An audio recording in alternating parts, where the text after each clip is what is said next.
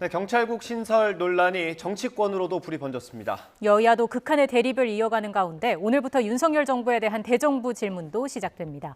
관련 내용 김병민 경희대 격원 교수, 서용주 더불어민주당 상근 부대변인과 이야기 나눠보겠습니다. 어서 오십시오. 어서 오십시오. 안녕하세요. 먼저 오늘 윤석열 대통령이 경찰국 신설 포함해서 현안에 대해서 입장을 좀 밝혔습니다. 영상 먼저 보고 얘기 나눠보겠습니다. 총경 이어서 중간부분도 집단이동 예고 중인데 어떻게 좀 보시는지 궁금합니다.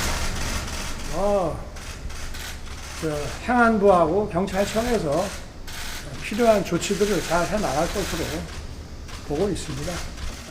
대정부 질문이라는 게 국회의원에게 답변하는 것도 있지만 국민들에게 설명하는 것이기 때문에 국민들께서 잘 납득하실 수 있도록 잘 설명을 할 것으로 기대하고 있습니다.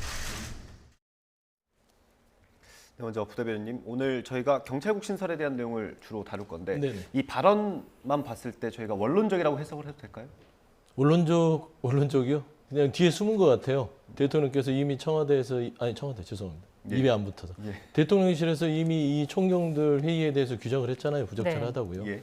그건 이미 이제 대통령의 의중이 있는 것 같고, 그다음에 말씀한 대로 행안부 장관과 행안부와 경찰청에서 하기로 하겠다라는 얘기가 있자마자 오늘 이상민 행안부 장관께서 12.12 굿데타를 비유를 했어요. 예. 결국에는 이게 대통령의 의중이 있는 게 아니겠냐. 그래서 이런 부분들은 원론적인 것보다는 고도의 좀 본인들은 정치적으로 정무적으로 숨어서 대통령의 어떤 책임을 최소화하고 뭐 정부 부처의 책임을 좀 떠넘기겠다 이런 부분인데, 이 경찰국 신설 부분들은 국민들의 여론이 상당히 좋지 않을 거예요. 왜냐하면 첫 번째는 지금 유사명 총경이 회의를 주재해서 2시간 만에 대기 발령 냈다는 부분들은 다른 건 이제 뭐 불법적인 부분들 뭐 형사 책임 얘기하더라고요. 이상민 장관은. 그거는 이제 본인들이 판단하겠지만 중요한 거는 이제 발언에 말을 할 수 있는 기회조차 없앴다. 이런 거는 국민들이 보기에는 뭐지? 왜 조직에서 그래도 조직을 걱정해서 말하자면 경찰에 꼬신 총경들이 모여서 이 의견을 전달하려고 단순히 모여서 말 한마디 하는 것을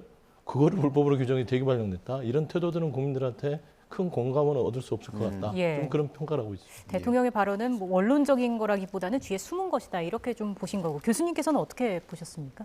당연히 윤석열 대통령의 이 아침 출근길 도어스태핑 발언에서 관련된 현안에 대한 구체적인 언급을 하게 되는 순간 대통령의 발언으로 모든 것들이 정리되는 상황이 오지 않겠습니까? 네. 그동안 대통령의 도어스태핑을 비판적으로 얘기했던 야당의 입장 등을 고려해 보더라도 전체적으로 원론적인 차원에서 관련된 내용들을 슬기롭게 얘기하고 있는 측면이 있다 이렇게 생각하고요. 당장 풀어야 되는 제일 주된 현안은 결국 행정안전부 장관 그리고 경찰청장 후보자가 함께 이 문제를 내부적으로 어떻게 조율하고 풀어나가는 자에 있지 않겠습니까? 현재 뉴스가 굉장히 커지고 있는 상황에서 정부도 굉장히 부담스러울 수밖에 없는 상황이고요. 충분하게 관련된 의견들을 내부에 있는 절차와 시스템에 따라서 의견을 제시할 수 있음에도 불구하고 조금 전에도 바로 직전 들어오기 전에 YTN과의 인터뷰를 했던 내용들을 봤는데 정부의 이 같은 행동에 대해서 쿠데타적 발상이라고 언급하는 내용을 들었습니다. 야당 정치인의 발언도 아니고요. 대한민국 현직 총경의 발언으로 대한민국 정부의 행동을 쿠데타적 발상이라고 규정짓고 얘기하고 있는 상황을 저는 들어본 전례가 없다 이런 생각이 들고 있기 때문에 이 내용을 과연 어느 정도 수준까지 바라봐야 될 것인가에 대한 판단들 여전히 많은 국민들의 몫으로 좀 남아있다 이런 생각도 듭니다. 지금 국회도 경찰국 신설 놓고 공방이 강하게 붙고 있습니다. 오늘 아침 회의 내용을 저희가 정리를 했거든요. 영상으로 준비되면 좀 들어보겠습니다. 청와대 울산시장 선거 개입 사건을 보십시오. 하명 수사의 핵심 인물인 울산경찰청장은 현 황운하 민주당 황운하 의원입니다. 울산청장은 여당인 민주당의 공천을 받아 국회의원이 되었습니다. 하지만 당시 경찰은 권력의 경찰 통제, 경찰 장악이라고 비판하지 않았습니다. 이번 경찰서장 회의를 주도한 유삼년 총경 역시 공개적으로 목소리를 낸 적이 한 번도 없습니다. 이런 경찰이 새삼 정치적인 중립을 찾는다고 수긍할 국민이 몇이나 되겠습니까? 회의 한번 했다고 바로 현장 치안을 책임지는 서장을 해임하는 일이 과연 가능한 것인지, 더군다나 아직 임명받지 않은 경찰총장 후보자가 이런 행위를 해도 되는 것인지, 그런 권한이 있는 건지 묻지 않을 수 없습니다. 그런데 갑자기 또 비서실장까지 나서셔서 이 문제에 올라타셨습니다. 김대기 비서실장이 올라탔다는 것은 대통령의 지시를 받은 것이다 라고 우리는 해석합니다. 네, 지금 국민의힘은 이런 경찰 내부 반발 움직임을 정치적이라고 규정을 했거든요. 어떻게 보십니까? 지금 권선동 원내대표의 얘기를 들으면 갑자기 황운하 왜 의원이 나온지 모르겠어요. 그러니까 울산 중부경찰서장이 어떤 문제 제기를 했기 때문에 울산하고 연결을 좀 하고 싶은 것 같은데 전혀 이게 논조가 안 맞고요. 따져보면 청장 출신들은요, 국민의힘에 수두룩합니다. 뭐 윤재구 의원도 있고, 예전에 뭐 용산 참사를 했는데도 국민의힘에 있는 김석기 의원, 뭐 이철규 의원 예. 많잖아요. 예. 이렇게 굳이 얘기할 필요는 없는데 이거는 정치 쟁점화보다는 문제의 본질을 제대로 봐야 될 것 같아요. 왜 이 정부가 경찰국을 신설하는 데 있어서 이렇게 급하게 서두르느냐. 저는 보는 것들은 이 절차가 너무 거칠고 시스템 자체의 여론 수렴 자체가 너무나 국민 정서에 맞지 않습니다. 그러니까 한 30년 전에 이 군부 독재 시절에서 그냥 찍어 누르는 명령을 하면 복종해. 이런 식의 시스템의 사고인식을 갖고 있다는 자체가 굉장히 우려스럽다. 예. 지금은 이제 민주화 시대고 민주적 통제를 바란다고 총경들이 모여서 회의를 했으면 그 부분에 대해서 그 의견을 듣고 또 참고를 하고 행안부 장관이 총경들을 만나고 이러면서 설득해가는 과정에서 뭔가를 이렇게 좀 자연스럽게 절차를 진행하면 좋을 텐데 바로 대기 발령시키고 그다음에 구태타로 규정하고 이런 부분들을 보면서 왜 경찰국을 서두르지? 제가 봐서는 검찰 지키기 같아요. 그러니까 검찰이 기소 수사가 분리되면서 경찰의 권한이 수사권이 막강해지니 예. 검찰이 없는 수사를 움켜잡으려면 행안부가 경찰국을 설치해서라도 행안부 장관이 그 역할을 해야 된다.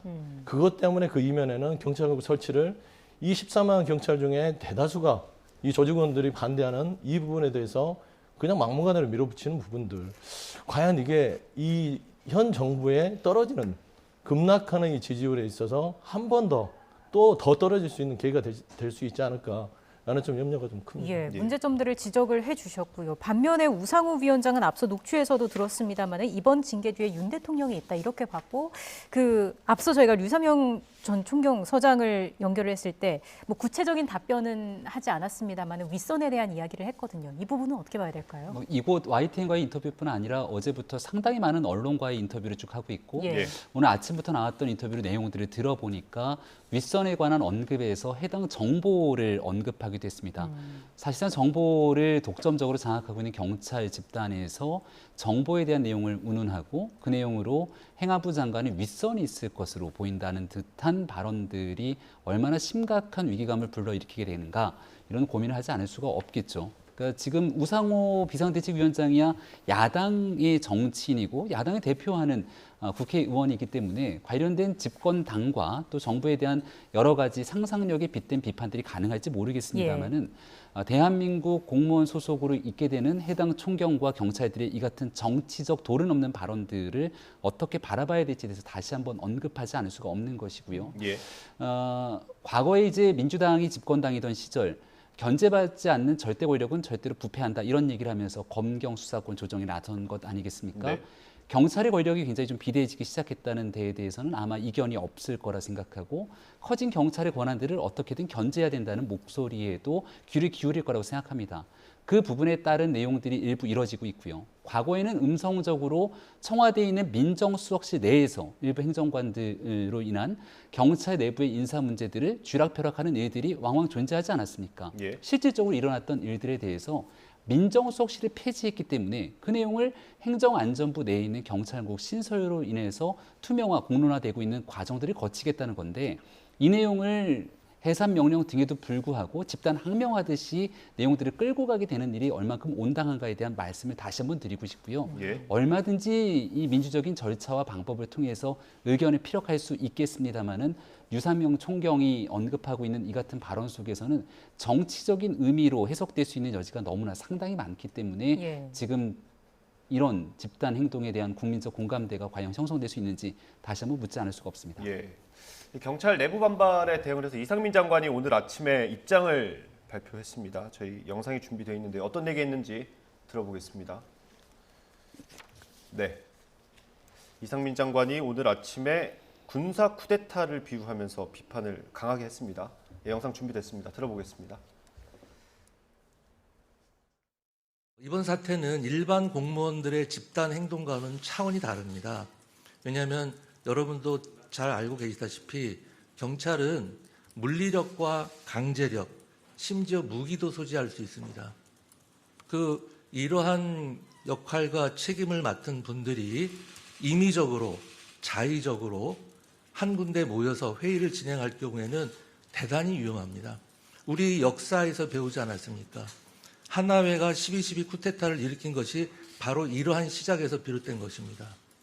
물론 세월이 많이 지나서 지금 쿠데타라는 것은 상상할 수도 없습니다만 이러한 무장할 수 있는 조직이 상부의 지시에 위반해서 임의적으로 모여서 정부의 시책을 반대하는 것은 대단히 위험합니다. 네, 전해드린 대로 12.12 쿠데타를 언급을 했고요. 무장할 수 있는 조직이라는 표현까지 했습니다. 어떻게 들으셨어요? 나가도 너무 많이 나가셨다. 그렇게 좀 표현하고 싶고요. 어떻게 이 경찰 조직, 그러니까 조직원들로서 경찰의 어떤 조직을 걱정해서 모여서 그것도 경찰 인재개발원에서 정당하게 휴가를 내놓고 회의를 한 거잖아요. 그게 어떻게 쿠데타입니까? 무슨 총칼을 차고 회의를 했습니까? 무기를 들고 했습니까? 말도 안 되는 얘기입니다. 우리 국민들을 너무나 우습게 보는 거예요. 저런 식으로 어떤 여론을 호도하고 경찰 집단이 위험한 집단이다? 그런 말씀인가요? 그건 아니잖아요. 본인들이 했던 행동들 과격하게 말하자면 직무정지를 시키고 그다음에 언론을 막고 그다음에 지금 현재 경찰국 신설하는 데 있어서 법률 위반 소지까지 있으면서 시행령으로 경찰국 설치하려고 하고 있어요. 그런 것들의 어떤 명분을 쌓기 위해서 쿠데타를 얘기한다. 이건 너무나 한참 나갔다. 제가 봐서는 이상민 장관께서 비치안 전문가잖아요. 그러니까 이 치안이라는 것은 따지고 보면 경찰청의 역사를 봐야 되고 아까도 말씀드렸지만 역사적으로 우리가 되돌아볼 때 이 경찰 국이 이 80년대 군부 독재 전두환 정권 시절에 치안본부로 있었잖아요. 네. 그러면서 87 민주화 이후 그다음 91년 경찰청법이 개정되면서 정부조직법까지 같이 됐잖아요. 그러면서 행안부 장관에게 치안이라는 부분들의 정부조직법상 그게 없어져 버렸어요. 그런데 그거를 본인이 법률 근거도 없이 경찰을 신설하다 보니 이런 식으로 쿠데타라는 명칭을 가지고 굉장히 국민들을 자극하고 본인들의 명분을 얻으려고 하지만 절대로 우리 국민들께서는 한참 현명하십니다. 그래서 이거 갖고는 지금 경찰국 신설을 밀어붙였다가는 국민들한테 좀 회초리를 맞을 수 있다. 좀 그런 생각을 갖고 있습니다. 교수님께서는 어떤 말씀해 주실까요? 경찰을 장악한다라고 하는 위기감 속에서 경찰국 신설에 반대하는 것으로 보이는데요. 지난날 문재인 정부에서 추미애 법무부 장관이 수사지휘권 발동을 하면서 여러 행동들을 벌였던 적이 있죠. 윤석열 대통령이 검찰총장 시절 징계를 했다가 무리한 징계로 오히려 국민적 여론의 지탄을 받은 적이 있고요. 현재 민주화된 상황 속에서 경찰국 신설에 따라서 경찰 공무원들을 정치적으로 장악할 수 있다라고 생각하는 것 자체가 저는 현실적이지 않다고 생각합니다. 그리고 정치적 중립을 넘어서게 무리한 일들에 대해서 지시하게 되는 순간 직권남용의 범죄 행위를 통해서 처벌받았던 전례들을 무수히 많이 나타내고 있죠. 제가 자꾸 이 류삼영 총경에 대한 비판적인 어조의 얘기를 하게 되는 건 이러한 정당하고 합법적인 명령에 대해서 반대의 목소리를 하면서 실질적인 명령을 거부했고 그 뒤에 나타나게 됐던 인사 조치에 대해서도 직권남용 등에 대한 운운하는 목소리를 내고 있는데 현재 공무원 입장에서 이런 내용들이 이제 정치적인 오해와 해석들을 더 나을 수 있도록 위배될 수 있다는 말씀을 거듭 드릴 수밖에 없다 이렇게 얘기를 드리고요. 그렇다면 경찰국 신설이 받아들여질 수 없다. 과거의 전례처럼 민정수석실이 아니면 청와대 내에서 경찰이 어떤 방식으로든지 간에 행안부 장관의 인사 제청을 통해서 인사 등에 대한 정부와의 협의를 거쳐야 되니까 과거 같은 방식으로 청와대 지금은 대통령실에서 뭔가 이 내용을 규정하게 되는 기구를 만들게 된다면 그 내용을 찬성하겠습니까? 그러니까 이러한 내용으로 인해서 경찰국 신설로 인해 드러날 수 있는 여러 어려움과 또 문제점들이 있다면 합법적이고 또 정당한 절차를 통해서 충분하게 의견을 제시할 수 있을 텐데 예. 정치적인 오해가 불거질 수 있는 방식과 형식에 빗대서 일을 크게 만드는 일에 대해서는 굉장히 비판적인 내용을 말씀드릴 수밖에 없다 예. 이렇게 생각합니다. 네, 이 대응 과정에서 좀 부적절한 발언을 지적을 해주시는 것 같고요. 그런데 지금 하태경 의원 같은 경우는 정부가 좀 너무 거칠게 하고 있다라는 얘기를 한 것 같아요. 네. 거기에 대해서는 어떻게 생각하세요? 그러니까 이게 지금 입법 예고를 하게 되는 과정도 기관들이 좀 많이 축소시킨 것이고 지금 나왔던 행정안전부 장관의 발언 등이 일선 전체 경찰 공무원들의 생각들이 다 하나로 똑같지는 않을 겁니다. 경찰국 신설에 대해서 반대하는 경찰도 있을 것이고 아니면 이를 통해서 나타나는 우려를 제기하는 분도 있을 것이고 네. 또 때로는 문재인 정부에서 일어났던 경찰 장악과 이런 문제 가장 중요한 건 결국 권력기관에 있는 많은 사람들이 정치적인 중립을 지키면서 상부에 있는 정치 권력과 독립할 수 있는 내용들이 핵심일 텐데 예. 지난날 문재인 정부 속에서 과연 경찰 권력이 독립된 행태로서 제대로 일해왔는가에 대해서 비판적인 의견을 피력하는 분들도 상당히 계실 겁니다. 예. 각자의 의견이 다양하게 존재될 수 있을 것인데 경찰 조직에 대한 사기를 떨어뜨리는 방식으로 지금 너무 일사천리 경찰국 신설을 추진하고 밀어붙이는 게 여론의 보탬과 도움이 되지 않는다. 이런 지적들도 충분히 수긍할 만한 점이 있다고 생각을 합니다. 예. 그 리더십은 결국 이 문제를 추진해 나가는 이상민 행정안전부 장관의 몫으로 귀결될 수밖에 없기 때문에 단어 한마디 한마디, 말 한마디에 대해서도 충분히 설득력 있는 예시를 드는 것이 중요하다 생각을 하고요. 예. 결과적으로 반대하고 있는 경찰 조직 내 구성원들과 얼마나 소통을 통해서 이 문제를 풀어내게 될지가 윤석열 대통령이 얼마 전에 스타 장관이 많이 나와야 된다 언급했는데 네. 과연 그 리더십을 보여주는 상태가 스타 장관 탄생과도 같이 결이 닿아 있지 않는가 이렇게 생각합니다. 이게 뭐 지금 워낙 논란이 크기 때문에 과거 노무현 전 대통령이 평검사들과의 그 대화했던 게 다시 좀 회자가 되고 있거든요. 앞서 저희가 류 전 서장에게 물어봤을 때 기회가 되면 공개 제안을 하겠다라는 얘기도 했는데 좀 필요성에 대해서는 어떻게 보시는지. 그러니까 그게 바로 지혜로운 이제 국정 운영이죠. 그러니까 당시에 이제 기수 파괴 부분에 있어서 검사들의 반발이 있다 보니 그러면 직접 노무현 대통령께서 그럼 검사들을 만나서 얘기를 들어보겠다. 그래서 평검사들의 대화를 했잖아요. 예. 물론 여러 가지 이제 뭐 설왕설래도 있었고 뭐 얘기도 있었지만 그럼에도 불구하고 이게 바로 소통이다. 이런 방식으로 풀어가는 것들이 좀 더디 가도 뭔가 절차를 잘 지켜가야지 이런 식으로 한 건 그래서 여권 내부에서도 거칠다고 표현이 되는 것이죠. 예. 그러니까 윤석열 대통령이 얘기한 스타 장관은 이상민 장관처럼 이렇게 막 구태타 얘기하고요. 대기 발령 내고요. 법적으로 막 눌러대는 게 스타 장관이 아닙니다. 그러니까 번지수를 한참 잘못 찾았고 좀 더 제가 봐서는 좀 그 톤 다운을 하시면 좋겠다라는 예. 부분이고 저는 아쉬운 부분이 그래요. 문재인 정부에서 공경수사권 부분이랑 개혁 입법에 대해서 5년 계획을 세웠을 때 당시 이제 검찰 개혁도 있었지만 경찰 개혁도 있었습니다. 예. 저희는 경찰이 가지고 있는 비대한 권한에 대해서 민주적 통제가 필요하다고 했고요. 그래서 국가경찰도 나눴고 자치경찰도 나눴고 뭐 수사, 일반 이렇게 나누는 거예요.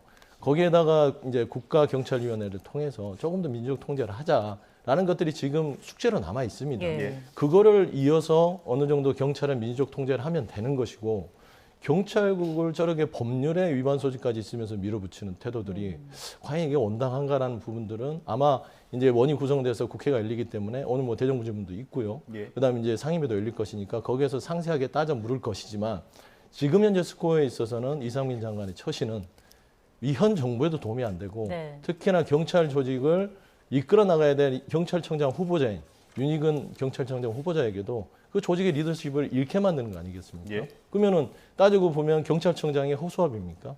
다 이상민 장관이 해버리고 대기 발령 시켜버리고 이런 식으로 경찰에 대해서 경찰국을 설치를 밀어붙이면 윤익은 청장은 청장이 되더라도 조직에서 신망 받을 수가 없어요. 이런 부분들은 따지고 보면 조직도 불행하고 나라도 불행해질 수 있다라는 부분에 참 큰 우려를 가지고 있습니다. 네, 이건 좀 걱정이 되는 것 같긴 합니다. 후보자긴 하지만 경찰을 이끌어가야 되는 사람인데 지금 이상민 장관이 정면에 나섰잖아요. 이건 어떻게 보세요? 그러니까 내부적으로 이제 최종적으로 임명이 만약 임명이 되게 된다면 풀어야 될 숙제들이 현안이 산적해 있는 것이겠죠. 더군다나 이제 내부 경찰 조직 내에서는 지금 있는 일로 인해서 상당히 좀 격앙돼 있는 분위기이기 때문에 이를 어떻게 끌고 갈 수 있는지에 대한 리더십 문제가 도마 위에 올랐다고도 생각합니다. 예. 그러니까 그 내용을 충분히 보여줄 수 있어야 경찰청장이 지휘에서 제대로 된 리더십을 발휘할 수 있지 않나 이런 생각을 가지고 있고요. 예. 조금 전에 말씀 주셨던 내용 중에 핵심은 결국 이 권력기관, 특히 사정기관 등에 대한 민주적 통제라는 부분이 방점에 찍혀져 있는데 네. 그 민주적 통제에 대해서 국가경찰위원회를 들면서 문재인 정부 시절에 있었던 일들 그리고 지금 류사명 총경 등이 얘기하고 있는 것도 경찰위원회 등에 대한 민주적 통제를 얘기하고 있는데 지난날 설치되고 운영되고 있는 국가경찰위원회 면면을 보게 되면 그들이 과연 정치적으로 중립된 인사로서 경찰에 대한 민주적 통제가 가능한 것인가 아마도 이에 대해서 회의적인 반응을 보이고 있는 이들도 상당할 거라고 생각합니다. 그 내용에 대해서 아마 매우 거세게 국민의힘에서도 문제를 제기하고 있고요. 예. 임기가 보장되어 있는 상황이지만 어떤 방식으로든지 간에 정치적인 오해가 불거질 수 있고 또 지난날 정치적인 중립을 위배했다고 보기에 충분한 사례들이 많이 드러나기 때문에 변화에 대한 가능성들은 충분히 언급될 수 있는 것인데 네. 그 시작이 지금 현 정부에서는 경찰국 신설로 이루어지게 되는 것이죠. 왜 지난날 문재인 정부에서 이 같은 정치적 중립을 위배했던 민주적 통제를 위배했다는 상황 속에서는 침묵을 지키던 상황 속에 정권이 바뀌고 난 뒤에는 이토록 정치적인 발언을 쏟아내는가에 대한 물음에 대해서도 답을 해야 될 사람들이 적지 않다 생각하고요. 지금부터는 이상민 장관의 사실상 시관으로 돌아간다고 생각합니다. 가장 어렵고 이러한 갈등의 국면들이 계속되는 순간 결국 정권의 부담으로 작용될 수밖에 없기 때문에 예. 네. 빠른 시일 속에서 갈등을 회복하고 문제를 풀어내기 위한 리더십을 발휘하는 게 매우 중요하다고 말씀드리겠습니다. 예. 이런 가운데 또 행안부가 입법 예고 기간과 관련해서 크게 단축해달라는 요청을 하면서 또 논란이 되고 있는데 졸속 논란이 일고 있는 거예요. 100% 졸속이죠. 원래 한 40일 정도 아니면 30일 그 안에 하는데 이게 뭐 국민의 일상과 직결되지 않았기 때문에 이 부분은 좀 4일로 단축해서 하자라는 의견으로 냈어요. 네. 네. 왜 이렇게 서두를까요? 그래서 제가 이제 궁금한 게 이게 검찰 지키기가 경찰국, 그러니까 경찰이 희생하는 부분이 될 수 있다고 오해할 수밖에 없는 것은 예. 검찰이 가지고 있는 지금 부패 경제 부분들, 그다음에 정치사범들이 9월, 12월이면 끝납니다. 네. 그러니까 올해 12월에 끝나기 때문에 경찰국을 설치해서 경찰이 수사 권한을 쥐어야 됩니다. 그래야 검찰이 온전하게 경찰을 지배할 수 있죠. 그 생각이 있지 않고서는 이렇게 서둘릴 이유가 없습니다. 이 경찰국 설치는요, 기본적으로 정부 조직법을 통해서 행정안전부 장관이 치안 사무를 담당하도록 법에 규정을 해서 절차적으로 국회에서 논의한 다음에 이거 입법을 성안시켜서 이거를 시행하면 되는 거예요. 예. 왜 이렇게 서두를 수밖에 없느냐에 대한 질문에 대해서는 그 한 가지 답밖에 없습니다. 이 정부는 검찰을 지키기 위한 하나의 모든 사정기관의 어떤 포석에 들어갔다. 예. 그러니까 검찰 인사는 한동훈 장관 이미 다 해버렸어요. 검찰총장 없잖아요. 근데 검찰총장 역할 누가 합니까? 한동훈 장관이 하죠. 이제 경찰청장은 임명해놨는데 행안부 장관 이상민 장관이 경찰청장 역할을 다 하고 있어요. 예. 경찰과 검찰을 다 손아귀에 짚고 누구를 위해서 하겠습니까? 검찰을 위해서 하는 거예요. 왜 검찰 시절에 검수완박이라고 얘기하는 부분에 있어서 검사들이 회의하고 이런 부분들은 그때는 뭐 옳고 당연한 거다. 이건 뭐 불합리에 대항하는 거다. 하고서는 왜 경찰이 자기 조직을 위해서 한 차례 그것도 총경이 모여서 말 좀 합시다 하는 부분에 있어서는 넌 불법이야. 대기발령 뭡니까? 너 그만둬. 잘라버리는 겁니다. 그런데 이런 부분들이 정말 이게 공평하냐? 이게 정말 공정과 상식이냐? 라는 차원에서 질문을 던졌을 때는 굉장히 부적절하고요. 예. 이 이면에는 검찰 지키기가 너무 과하다라고밖에 볼 수 없죠. 뭐 연결되는 내용인데 그 이제 이른바 검수완박 법안 추진할 때 검찰의 반발도 굉장히 거세지 않았습니까? 뭐 평검사회도 있었고 검사장 회의도 있었는데 이번에 대처하는 걸 보면 사실 권력이 검찰보다는 경찰을 더 잘 통제할 수 있다 이런 걸 보여주는 것 같기도 하거든요. 당시의 검수완박 같은 경우는 입법부, 국회에서 사실상 170석이 넘는 거대 의석을 바탕으로 일방적인 입법 독재에 나섰다는 여론들이 상당했었죠. 예. 그러니까 우리가 삼권 분립의 원칙에 따라서 행정부에서 검찰청이 갖고 있는 외청의 기능에 따라서 검찰 조직이 얘기할 수 있는 언급사항의 입법부에 관련된 의견들을 제시하기 위한 역할들에 나선 것이 아닌가 이렇게 판단이 되고요. 예. 이번에 경찰 조직 총경들이 전체 모여서 회의를 가지게 되는데 사실상 경찰과 그러니까 정부, 행정안전부와 정부의 소관사무로서 진행되고 있는 이 경찰국 신설에 대해서 적극적인 반대 의지를 피력하는 것 아닙니까? 예. 내부에서 정리되어 있는 내용들에 대해서. 만약에 국회 내에서 법안이 처리되는 과정이 있고 이 내용들에 대한 반대급부적인 의견 수렴을 위해서 누군가가 모여서 이야기를 진행했다면 조금 얘기는 달랐을지 모르겠다는 생각이 듭니다. 예. 전체적으로 이 총경들이 모여서 회의에 나선 것 그리고 그 지휘 명령을 위반했다는 일 때문에 신속하게 인사조치에 나선 것 때문에 여론들이 경찰 조직 내에서는 상당히 술렁일 수밖에 없는 상황이라는 것을 충분히 인지하고 있습니다만 예. 그럼에도 불구하고 집권되고 나서 이제 2달이 조금 지난 상태 속에서 새로운 정부가 국민들의 민의를 바탕으로 추진하게 되는 이러한 정부의 시책 사업에 대해서 대놓고 반대적인 의견들을 피력하기 위해 치안 현장에 나서는 경찰, 서장들이 전부 모였다는 일에 대한 부정적인 의견도 만만치 않다는 점들에 대해서 이 일에 대한 내용을 좀 객관적이고 균형적으로 바라봤으면 좋겠습니다. 그 부분 관련해서 하나 더 제가 좀 궁금한 게요. 이게 어쨌든 정부조직법을 개정해야 된다라는 주장도 있긴 하거든요. 사실 정부조직법을 개정하려면 국회 논의가 있었을 테고 그러면 여론 수렴이 더 잘 됐을 텐데 그 또 돌아가는 얘기긴 하지만 너무 좀 서두르는 거 아니냐 이런 얘기가 나오는 거죠. 앞으로 한 2년 정도 되는 기간 동안 사실상 민주당의 반대 속에서 정부조직법을 개정하거나 할 수 있는 일들을 제대로 시행할 수 있을까에 대한 반문을 하지 않을 수가 없을 것 같습니다. 통상적으로 정부 대통령이 당선되고 나면 한 2달 정도 되는 인수위 기간 동안 많은 정부조직법 개정에 대한 개편 가능성을 두고 이런저런 조직에 대한 변화에 대한 논의들을 하게 되죠. 예. 하지만 지난날 있었던 정부 부처 그대로 출범할 수밖에 없었던 이유는 소수 정당의 여당의 한계를 직시할 수밖에 없는 상황이고 예. 그 과정에서 국민들께 약속했던 일들을 하나둘씩 찾아가는 과정을 거칠 수밖에 없을 겁니다. 아마도 민정수석실 폐지라고 하는 거대한 국민과의 약속 그리고 그 안에서 용산 대통령실 이전 같은 국민과 소통하면서 기존에 있는 권력기구를 개편하고자 하는 약속을 지키고자 했을 텐데요. 그 안에서 시행령을 개정하면서 할 수 있는 내용들을 찾으면서 진행됐던 게 경찰국 신설의 내용으로 비춰질 수 있기 때문에 예. 아마 이 정부조직법 개편 등 법률안에 대한 개정이 필요한 내용들은 이 민주당 입장에서 오히려 더 적극적으로 이후에 법률적 공방을 국회 내에서 펼치지 않을까 이런 생각이 듭니다. 네. 자, 이런 가운데 오늘부터 또 대정부 질문 질의가 시작이 됩니다. 여야 공방이 예상이 되는데 두 분께서 보시는 오늘의 최고의 관전 포인트가 있을 것 같아요. 뭐 다른 분들은 한동훈 장관과 박범계 의원, 뭐 전직 법무부 장관과 예. 현 법무부 장관의 뭐 격돌이라 보는데 저는 이상민 행안부 장관 부분들이 가장 좀 집중이 될 것 같아요. 네. 뭐 지나간 뭐 법무부 장관들 뭘 했는지 뭐 그걸 왜 고쳤는지 이런 부분들은 한때 얘기 같고요. 지금은 이제 검찰 장악은 이미 한동훈 법무부 장관이 다 했다고 보면 예. 뭐 굳이 이제 이미 지나버린 부분이기 때문에 이 부분에 있어서 이제 상임위에서 뭐 대정부 질문도 하겠지만 네. 상임위에서 디테일하게 다룰 부분이고 오늘 이상민 장관이 얘기했던 부분들 그리고 경찰국 신설 부분들은요. 법적 위반 소지도 있고요. 예. 그다음에 서두르는 이유가 말씀드렸더니 검찰 권력의 강화를 위해서 경찰 조직을 희생시키는 부분들. 그다음에 좀 보면은 저는 좀 가장 우려스러운 게요.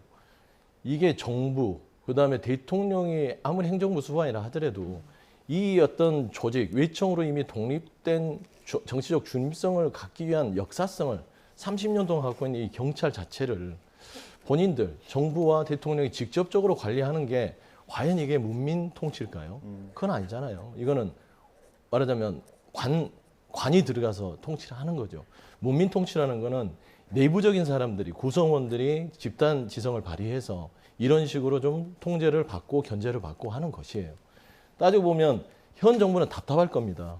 경찰 마음대로 하고 싶은데 이 시스템 자체가 이미 민주화 이후에 91년도에 경찰적 법을 만들어서 독립청으로 뒀고 그다음에 정부조직법상 행안부 장관의 치안을 떼어버리니까 답답해요. 마음대로 하고 싶은데. 근데 이걸 밀어붙이자니 속은 타고. 그렇게 해서는 안 됩니다. 이 답답함은 뭐냐면 민주적 통제를 위한 답답함이다. 답답함은 감내하셔야 됩니다. 경찰이 정력 중립성을 가지려면 그런 답답함을 가지고 그 시스템 내에서 자유롭게 민주적으로 통제될 수 있도록 하는 것이지 정부가 나서서 주물락거리고 그다음에 대기 발령 내고 말 안 들으면 잘라내고 이런 거는 정말 민족 통제가 될 수 없다. 예. 더 반발만 키울 수밖에 없다는 것이고 예. 검찰과 경찰은 다른 부분은 검찰 부분은 정치 권력화가 됐던 부분에 있어서 검찰국을 만들었던 거예요. 검사들이 고시 출신들이 정치 권력화가 돼버렸어요. 검찰이. 그랬던 부분이 검찰국이고 경찰국은요. 경찰은 기본적으로 정치 권력화가 되기보다는 정치 권력에 예속화됐던 부분들에 있어서 문제 역사성을 가지고 있던 거예요. 네. 그거를 탈피시키고 경찰의 독립성과 중립성을 어렵사리 만든 것인데 이걸 다시 전두환 시대로 31년 전으로 돌리겠다. 당연히 경찰에서 그 사랑하는 경찰 조직 내부에서는 당연히 문제 제기할 수 있는 거 아닐까요? 예. 그 정도 말도 못하게 해주면 어떻게 지금 이 나라가 민주주의 국가겠습니까? 예. 라는 부분이 참 답답하다라는 말씀드립니다. 네, 이상민 장관이 오늘 질문을 많이 받을 것 같다라는 말씀이셨고요. 오늘 스타 장관 뭐 이렇게 나올 것 같습니까? 누가 될까요? 한동훈 장관이 아무래도 뭐 주목이 될 수밖에 없는 상황이겠죠. 지난날 청문회를 지켜봤을 때에도 뭔가 한동훈 장관 청문회에서 한 방이 있을 것처럼 많이들 기대했지만 오히려 문제를 제기했던 철험의 의원들, 김남국 의원이나 최강욱 의원, 또 이수진 의원 등에 대한 발언 때문에 온통 구설수에 올랐던 일들이 한동훈 장관의 존재감이 키워지지 않았냐 이런 얘기들이 상당했죠. 네. 지금 말씀 주셨던 또 내용들 속에서 지난날 정권 출범하고 나서 검찰 조직에 대한 인사들, 아직 검찰총장이 임명이 되지 않는 상황 속에서 인사를 진행했던 일들 민주당이 거칠게 비판하고 있는 상황 아니겠습니까? 네. 네. 관련된 내용들 아마 총체적으로 모아서 한동훈 장관에게 많은 문제를 제기할 텐데 어느 정도 수준에서 문제를 제기하고 또 한동훈 장관이 지난 청문회처럼 이 내용을 방어할 수 있을지가 핵심적인 쟁점이 되지 않을까라는 생각이 들고요. 또 야당이 아닌 여당 입장에서는 출범한 지 2달이 조금 갓된 정부이기 때문에 지난 기간 동안 있었던 정부의 문제들을 현재 있는 부처의 내각 장관들을 대상으로 물어볼 수도 있을 겁니다. 예. 가장 대표적인 케이스가 최근에 한참 논란이 됐던 강제 북송에 관한 진실 등에 대한 문제들이 또 나올 수도 있기 때문에 예. 이런 얘기들을 또 여당에 있는 의원들이 얼만큼 국민의 시각에서 관련된 문제들이 지난 정부 속에 있었던 것을 좀 밝혀낼 수 있는지에 대해서도 관전 포인트가 아닌가 싶습니다. 네, 관전 포인트를 짚어주셨습니다. 5년 만에 공수가 바뀐 상황에서 치열한 공방이 예상되고 있습니다.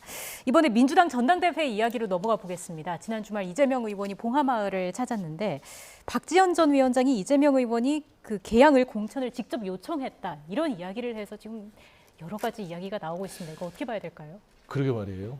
이게 원래 이제 정치권에서의 불분율은 본인이 어떤 중요한 직책에 맞았던 부분들은 좀 그냥 담고 가는 부분들이 많아요. 예. 네.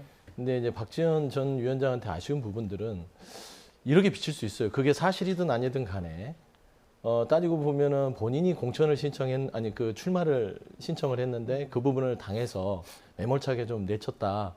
이런 부분이 서운해서 폭로전을 이어가겠다라고 비칠 수 있거든요. 예. 그러니까 이게 뭐 이재명 의원에 대한 어떤 뭐 부적절성 이런 거를 부각하려고 할 수도 있지만 상식적으로 생각해 보면 이재명 의원이 설령 내가 인천 계양에 나가고 싶다 신청을 하더라도 예. 당에서 솔직히 자격이 없으면 결정을 하면 되는 거 아닙니까? 당시의 책임자는 누구였을까요? 박지원 비대위원장이었잖아요. 네. 통상적으로 그렇습니다. 이렇게 비대위원장이 되거나 당대표가 되면 출마하고 싶어서 전화하는 사람들 많아요. 하지만 출마하고 싶다고 전화한다고 해서 자격이 안 되면 안 받아주는 것이잖아요. 자격이 되니까 받아줬겠죠. 예. 그냥 단순한 논리지 저게 무슨 대단한 어떤 뭐 폭로고 비밀을 얘기한 거다. 박지원 전 위원장이 그렇게 생각을 하시고 하셨다면 이건 앞으로 향후의 정치를 함에 있어서 좀 피해야 될 사안이다. 그래서 좀 그런 충고를 드리고 싶습니다. 예. 교수님은 어떻게 보십니까? 어쨌든 존재감을 계속해서 드러내는 것 같긴 하거든요. 네, 박지원 위원장 입장에서는 지난날 있었던 일들, 뭐 책을 쓴다고도 얘기했기 때문에 예. 그 책을 쓰기에 앞서서 있었던 일들을 하나둘씩 국민 앞에 다 얘기하는 뭐 과정인 것 같고요. 단순하게 박지원 전 위원장 혼자만의 얘기였다면 파장이 크진 않을 수 있겠지만 또 조홍천 의원 등 비대위를 함께했던 사람들이 함께 숟가락을 얹고 있는 상황처럼 비춰지는데요. 예. 당시에 이재명 의원의 출마에 대해서 초창기 좀 비판적인 목소리를 견지해왔던 박지원 위원장이 갑작스럽게 여기에 대해서 공천에 대한 언급을 하게 되고 그 뒤로 이재명 의원이 그 보궐선거에 후보자로 나서게 되면서 당의 요청 등을 운운하게 되니까 예. 결과적으로 본인이 나오고 싶지 않더라도 당의 선거 승리를 위해서 떠밀리듯 나온 것 같은 모양새가 돼버렸는데 네. 그것이 진정성 있고 진실된 모습이 아니라 모든 것들이 거짓된 모습의 연출이 아닌가 이렇게 생각될 수밖에 없겠죠. 그러니 같은 당의 전당대회를 나와 있는 후보들 사이에서도 관련된 사건의 진실이 무엇이냐 묻고 있고 이재명 의원을 향해서 여러 기자들이 이 박지원 위원장의 이 같은 폭로에 대해서 다시 질문하고 있지만 여전히 침묵하면서 말을 아끼고 있는데요. 예. 정치인이란 무릇 솔직하게 국민 앞에서 제기되는 의혹들에 대한 자신의 생각들을 밝혀야 될 책임감과 의무가 있지 않겠습니까? 예. 제1야당이 대표로 나오고 또 지난날 대통령 후보로서 또 국민 앞에 나섰던 정치인이니만큼 젊은 비상대책위원장에게 전화를 해서 저 같은 내용들을 한 일이 사실인지 여부에 대해서는 솔직하게 밝힐 의무감이 이재명 의원에게 있지 않나 싶습니다. 좀 잠깐 덧붙일 게 예. 그러니까 이럴 수 있는 거예요. 상식적으로 생각하면 당의 요청이 있었다는 게 비대위 요청이라고 하진 않았거든요. 그러니까 그 주위에 이재명 당시 후보한테 좀 나와달라라고 당의 어떤 여러 의원들이 요청을 했을 수도 있고 예. 그 요청을 듣고 만에 하나 박지원 그 당시 전 위원장한테 전화해서 이거 고심을 많이 했는데 인천경에 출마를 좀 결심했다. 좀 도와달라. 얘기할 수 있는 거 아니겠어요? 이런 일련의 과정들이 뭐 대단한 어떤 거짓이나 어떤 뭐 의혹까지 갈 수준은 아니다.